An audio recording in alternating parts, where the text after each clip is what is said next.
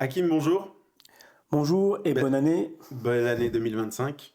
Alors, on va se faire une petite rétrospective de l'année 2024. Alors, comment s'est passée l'année 2024 pour le syndicat Thales? Très surprenant parce qu'on vient de confirmer l'application des directives européennes avec deux procès pour lesquels, avant même qu'on commence à plaider, que la caisse se rétracte. Donc ça, c'était pour le premier procès. Et ça, c'était vraiment très surprenant. On a considéré que c'était une manœuvre dilatoire et abusive. Bien que lorsqu'on émet une contrainte et qu'on dit qu'aux caisses, conformément aux directives européennes, il faut tout simplement les faire appliquer, et ils ont rétorqué au tribunal, ah ben ces documents-là, on l'a eu qu'an dernier, et que par conséquent, tardivement, et que par conséquent, voilà, il fallait absolument demander l'annulation de la contrainte, car eux-mêmes ont pris en conscience que la directive européenne, pour le cas de notre adhérent, devait être appliquée.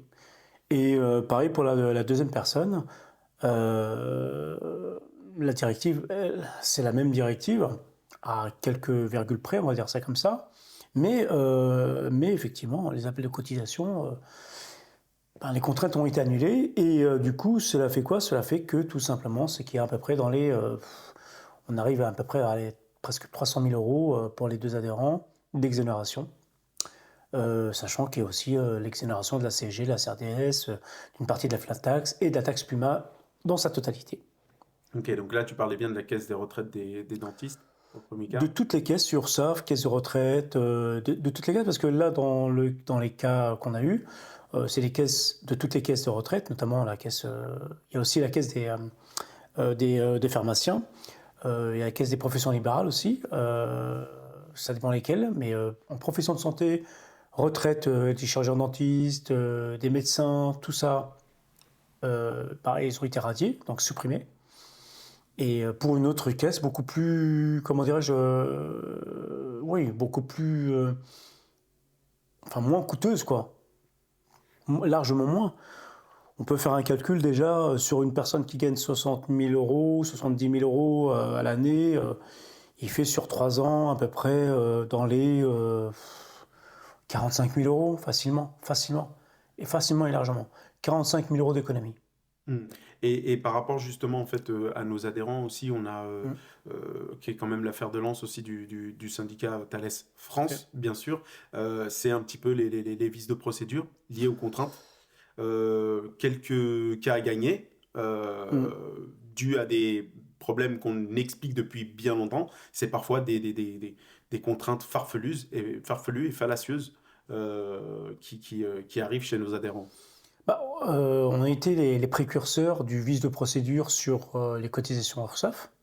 Et on voit beaucoup d'avocats qui reprennent nos arguments. On en a encore d'autres qu'on est en train de mettre en application, qui sont méconnus des juges et qui sont aussi méconnus des caisses.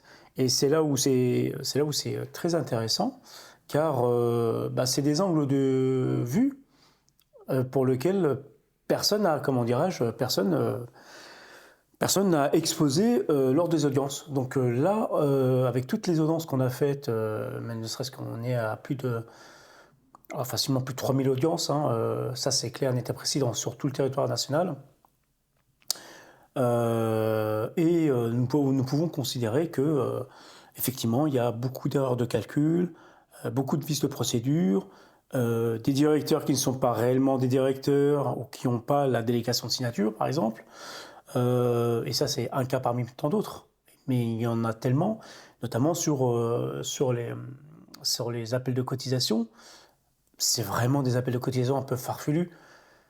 Personne qui touche dans les 110 000 euros, il a des appels de cotisation à 75 000, pour lesquels en cours d'appel ça a été annulé, du fait, c'est même pas été annulé, c'est que c'est la caisse qui s'est rétractée. Donc pour vous dire que il a perdu en première instance, il fallait quand même aller jusqu'au bout, et ça c'est hyper important. C'est hyper important d'aller jusqu'au bout, de la persévérance, il faut être pugnace, il faut pas, voilà. Et c'est là où on s'est rendu compte que même avec des arrêts de cour de cassation, la Caisse finit par ne pas exécuter les arrêts. Et ce qui est bien, c'est qu'il y a un rétropédalage des caisses, et notamment lorsqu'on a apporté la preuve que c'est une des personnes qui était adhérent dans une autre caisse dans un autre pays, pour lequel, depuis 2018, donc il y a une rétrocession par rapport à ça, quoi. Ouais, ouais, ouais. On ne le répète jamais assez. Bien sûr. Il faut avoir les reins solides Ouais. quand on est adhérent au syndicat parce qu'on fait face à une machine qui est quand même extrêmement féroce et on va pas dire organisée, mais ils le sont un petit peu, mais quand même très très féroce. Et il faut avoir les reins solides, même si le goût de la victoire est d'autant plus belle à la fin. J'ai envie de t'entendre par rapport en fait à l'actualité. Nous avons un nouveau gouvernement, le gouvernement Bayrou. Et la meilleure chose qu'on ait trouvée, c'est de vouloir s'attaquer aux retraités. Est-ce que tu peux nous dire un mot dessus? Nous, on l'a toujours dénoncé, c'est-à-dire qu'il était immoral, regardez dans les dernières vidéos, il était immoral de faire payer une dette à des générations qui ne sont pas encore nées. Donc à partir de là, au regard du système de Ponzi qui est le système de sécurité sociale, on peut juste connaître la suite. On peut vous prédire l'avenir par rapport à ça. C'est-à-dire qu'il y a une augmentation, ils essayent de, comment dirais-je, de ponctionner sur les retraités. Mais après, ils vont ponctionner quoi? Ils vont ponctionner qui? Et comment? Donc il arrive un moment, nous on dit, avant il y avait 3 actifs pour un retraité, maintenant nous sommes à 1,5 d'actifs pour un retraité. Le jour où on sera un actif pour 2 retraités, le système il explose, quoi. Même bien avant, il aura explosé le système. Donc on peut constater, et puis vous pouvez regarder les images d'archives des journalistes. Lorsqu'ils disent oui, on va combler le déficit en 2025, oui, en 2030, donc ça ne s'arrêtera jamais. Donc on est là dans un système où les membres actifs de la société française perdent de l'argent. Ils vont perdre de l'argent. Ils ne vont pas le récupérer, cet argent. Ça, c'est clair, net et précis. Et même s'ils le récupéraient, il y aura une taxe par-dessus. Donc dans tous les cas de figure, le système ne tient plus. Et le pire qui se passe, c'est que nos élus s'endettent. Ils ont pris l'initiative de dire on va prêter sur les marchés financiers avec des intérêts beaucoup plus importants maintenant. Et donc du coup, la charge de nos entreprises, il ne faut pas l'oublier, la charge de nos entreprises sera beaucoup plus alourdie et moins compétitive. Et donc le prix de la main-d'œuvre de n'importe quel métier sera beaucoup plus important que nos concurrents, c'est-à-dire les Européens. On entend encore aussi une énième potentielle augmentation de la CSG et de la CRDS. On a une bonne nouvelle. Nos adhérents, ils sont exonérés de la CSG, de la CRDS, de la taxe Puma et de la flat tax, une partie de la flat tax. Donc il arrive à un moment où l'idée qu'on a mis en place, parce que c'est ça qu'on défend. Nous, on veut que nos artisans, nos commerçants, nos professions libérales puissent choisir leur propre caisse de sécurité sociale.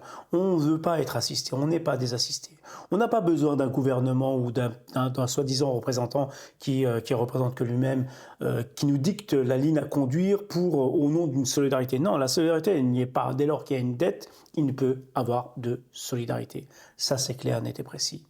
Dès lors qu'il y a une dette, et en plus, une dette pas propre à chacun, c'est propre à tout le monde.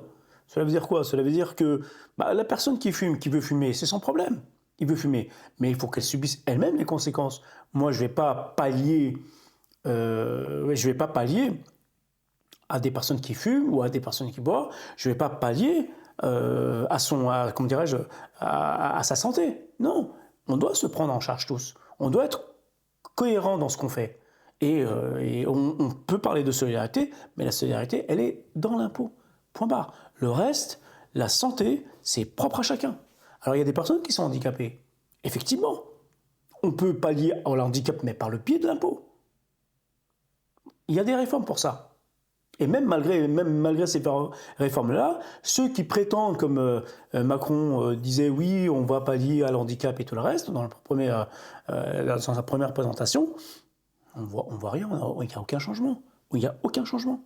Donc, Donc voilà, on voit bien que nos élus, pff, ça frôle l'amateurisme, ça c'est clair, net et précis. Et puis, dès lors où, il y a aussi, je trouve ça immoral, dès lors où on a un gouvernement qui a créé un déficit énorme, comme le Premier ministre, comment dirais-je, Bruno Le Maire, Monsieur Attal, bah, ils se représentent, encore une fois, en tant que députés, donc on tape dans la gamelle du peuple, donc c'est des gamellards qui tapent dans la gamelle du peuple, ils se représentent, ils s'en foutent. Alors que le comptable qui fait une erreur, qui crée un déficit en ce qui concerne comment dirais-je, l'entreprise, ben lui, il est viré. Le fonctionnaire, il commet une erreur, il reçoit un blâme et à la fin, il est viré. Donc je comprends. Enfin, voilà, le système législatif actuellement, il est vraiment mal fait, quoi. Le deux poids, deux mesures républicain, comme on le dit. D'autant plus qu'on va tout droit vers un potentiel effondrement, hein. Il faut appeler les choses telles qu'elles sont. On rappelle les chiffres. 3 actifs pour un retraité il y a de ça quelques années, il y a de ça 40 ans. Aujourd'hui, les chiffres viennent de tomber. Les Français font beaucoup moins d'enfants à un niveau historique. Je crois qu'on est à 1,4 enfants pour une femme. Le système de ceux qui payent aujourd'hui les retraites de nos retraités d'aujourd'hui ne fonctionne plus, et quid dans les 10-20 prochaines années. Bah, s'il y a moins de personnes qui font des enfants, bah, le résultat il est vite fait. S'il y a plus de retraités et moins d'actifs, ben, les personnes qui sont actifs vont payer plus de charges. Mais jusqu'à combien? Parce qu'aujourd'hui, le taux de cotisation, ne serait-ce que pour un artisan, il est entre 45 et 75%. Et je pèse mes mots. 45 et 75%. Donc s'il gagne 100 000 euros, minimum c'est entre 45 000 et 55 000. Minimum. Donc il arrive un moment où il est clair, il est évident que la charge qu'on nous impose, nous, en tant qu'entrepreneurs, elle est assez conséquente et que par conséquent, la raison pour laquelle on a développé les directives européennes et qu'on met en place. Merci. Un point sur ce qui nous attend, les perspectives de l'année 2025, notamment avec un déploiement à l'international. Est-ce que tu peux nous en parler? Tout à fait. Donc nous, on a quand même, on s'est positionné sur des pays un peu stratégiques. Donc il y a l'Espagne quand même qui a un taux de cotisation vraiment moins important. On a le Luxembourg, pareil, avec une retraite par capitalisation. En Espagne, avec une retraite par répartition. Nous sommes déjà implantés maintenant en Irlande, on peut le dire. Maintenant, nous sommes implantés en Irlande. Taux de cotisation vraiment très bas, assez compétitif par rapport à d'autres pays européens. Et après, on va sortir du contexte européen. Et nous allons maintenant nous implanter à Andorre. Pourquoi Andorre? Parce que ça ne fait pas partie de l'Europe et que c'est vraiment important qu'on puisse s'implanter à l'international. Donc ça, c'est la première étape à Andorre. Il y aura d'autres étapes et c'est là où comment dirais-je, c'est là où on va vraiment voir la différence avec nos adhérents et ceux qui exercent ici en France sur différents points de vue. Ok. Voilà. Super. Bah, merci. Donc, on Eh bien, a hâte écoutez, de vivre cette année. ben, j'espère bien parce qu'elle commence bien et j'espère qu'elle terminera bien. On verra comment ça va se passer, mais en tout cas, on ne va pas perdre de vue.